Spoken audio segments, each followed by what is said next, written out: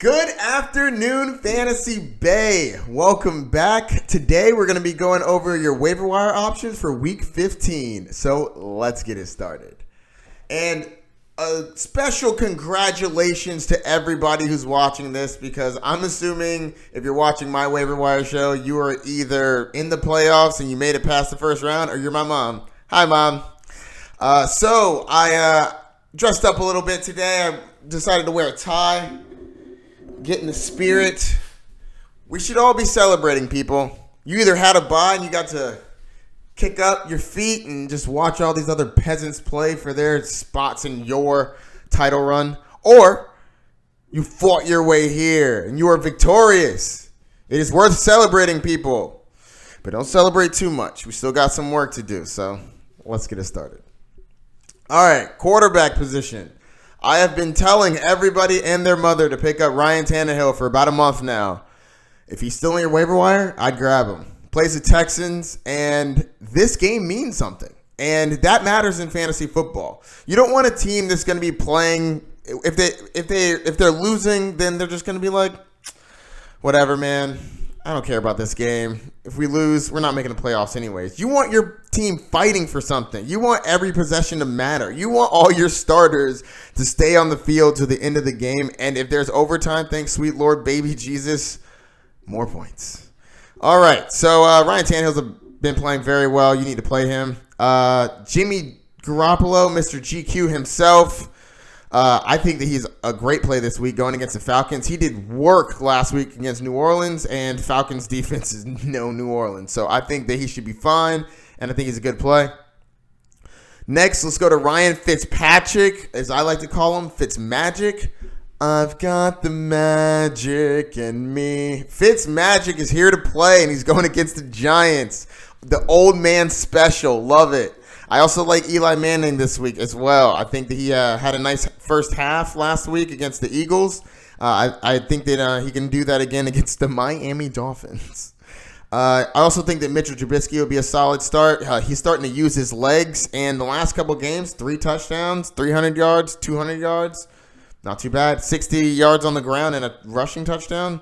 Mitchell Trubisky's been playing pretty well. I know that I've been down on him for a while, but man, it's the playoffs, and if you need a starter, having somebody that can run and throw you 3 touchdowns, not too bad. All right, let's get to the wide receiver position, and I started off at Ryan Tannehill. Let's go to A.J. Brown. My man's been looking good. 33 fantasy points this last week, 153 yards. Man, this guy is good. Going against the Texans, their defense does not scare me, especially their secondary. I think A.J. Brown is set for a great game. Darius Slayton, I like him. I think that he played well. Not only did he play well last week, he has these blow-up games. He has the ability to win you a week. And if you're picking out from this bunch, hopefully you made it through the playoffs and you're not scrounging around for something. I know there's been some injuries this week, but if you need some upside, Darius Slayton definitely has some upside going against the Dolphins. Eli Manning is not done yet. Zach Pascal, I like Zach Pascal, but I don't like his matchup. Going against the Saints, I don't know if Lattimore is going to be following him around the field, but if he does, it may limit his upside. That being said, he's going to get the targets. They don't have very many people to throw to, and Jack Doyle was not playing very well last week. That being said, I still think he has a decent week this week. Zach Pascal, I think, is a solid start if you need a wide receiver. Mike Evans went down. Moment of silence for my man, Mike Evans. All right. But he did get you that touchdown. Putting in work, Mike Evans. I see you. 61-yard touchdown. If you're going to go out, thank you for getting me your 13 points first. Brashad Perriman, I think he can step into a role. I think he's been involved these last couple of weeks. And with the main defender going against Godwin, I think that Darius Slay is a great great cornerback, and he's going to be going against Chris Godwin. So that leaves Perriman with some not so great cornerbacks guarding him. I think he could have a solid game. Cole Beasley's been playing pretty solid. I think that he's a fine play. I don't like going against the Steelers, but I think that he could get you a solid floor. D.D. Westbrook going against the Raiders, I'm a fan of. I also like Chris Conley this week. Anthony Miller has been proven that he's going to be staying on the field and getting some touches. I like him in this matchup. I think that the Packers have a good secondary, but Anthony Miller has been playing pretty solid, so he can stay on there. All right, let's go to running back. Raheem Mostert. If you could have told me that healthy Tevin Coleman was going to be getting such limited work behind Raheem Mostert. Nope, not Matt Breida. Not the guy that we thought, Matt Breida. Raheem Mostert, the touchdown specialist. I like Mostert. I think he's going to have a fine game going against the Falcons. That doesn't scare me at all. I think that Mostert is a must start. I also have corny jokes, people. You'll get used to it. DeAndre Washington. I think it's going to be a great play if Jacobs is out. Jacobs didn't play this week. He has a fractured shoulder. There's a chance he plays, but if DeAndre Washington does get the touches, I like him in this matchup. The Jaguars have not been playing well against running backs. Adrian Peterson. With Darius Geis going down, I think that Adrian Peterson is going to be solid. The Eagles have a very tough run defense, but Adrian Peterson is going to get the touches. So I think that he has a solid game. He can always fall into the end zone.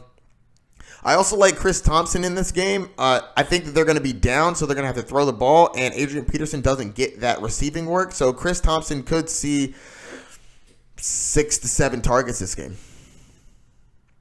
All right. Benny Snell, if James Conner is out, that being said, I think James Conner is probably going to play this week, as will Juju. But in the instance where they do not start, I think that Snell would be a solid start against the Bills. The Bills are great against wide receiver, not so great against the running back. Jamal Williams, if he's still out there, check him out. Going against the Bears, they don't scare me on the ground. Alexander Madison, I know that Dalvin Cook is fine for now, but Lord forbid he goes down. Alexander Madison is still on the waiver wires. All right, let's get to the tight end position. Tyler Higbee has been playing great in the absence of Gerald Everett. Going against the Cowboys, they don't scare me. I think he is involved in the passing game a lot. Here's the thing. The Rams have been running more 2 tight end sets so that they can run the ball better, and that has led to Tyler Higbee being on the field more and giving them more opportunities to have him spin out, let him back out, and get a nice short gain. I think he's going to be a very solid tight end. If he's out there, I think you should grab him. Noah Fant had a coming out party last week. Goodness gracious, against the Chiefs. 21 fantasy points, 4 receptions, 113 yards. He is a guy that can get you a 60-yard touchdown. He is very talented. I like that they're getting him involved with this new quarterback. I'm not super sold on it because the last week before that, he only had 1 point. So I think that he has a solid start, but let's pump the brakes on him being a top 5 tight end right now. Ian Thomas I also think is a solid start. The Seahawks actually do not defend the tight end very well, and Ian Thomas has proven that when Greg Olsen is out, he is a solid player. The only worry about this is, do you really want to wait until Sunday to find a tight end if Greg Olsen does play? Because if Greg Olsen does play, I do not advise playing him. So keep that in mind when you're selecting tight ends. OJ Howard might be relevant again, man. Woo! OJ did it. Got us 11 fantasy points. Very solid, OJ. Moving forward, I mean, Mike Evans is down, so they're going to have to throw it somewhere. Hopefully, OJ Howard proves that he is one of the most talented people on our team, and he can start getting some targets and catch the ball. Don't give it to the other team. Very important. Muy importante. Let's go to the defenses. I think that the Eagles going against the Redskins is a very solid defense going against a terrible team. So I like that. And I also like the Browns this week. So that is going to do it, everybody. Good luck. I'm happy you made it past the first round. Thank you for watching. If you have any questions, hit me up. Don't forget to like and subscribe. Check out the social media down below. And good luck, everybody. Peace.